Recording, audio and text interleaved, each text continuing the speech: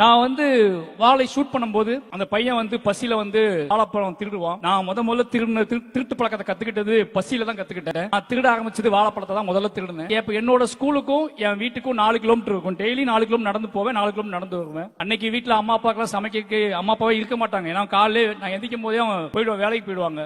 பசியோட தான் ஸ்கூலுக்கு போவோம், திருப்பி பசியோட தான் வீட்டுக்கு வருவோம். இதுக்கு இடையில நாங்க கத்துக்கிட்டது தான் வாழை தோட்டத்துக்குள்ள புகுந்து இந்த வாழை மரங்கள்ல பழங்களை பிச்சு சாப்பிடுறது தான் எங்களோட டெய்லி உணவாவே இருக்கும். காலையிலேயே அதான் சாப்பிடுவோம். ஈவினிங் ஸ்கூல் முடிச்சு 4 கிலோமீட்டர் நடக்கணும்.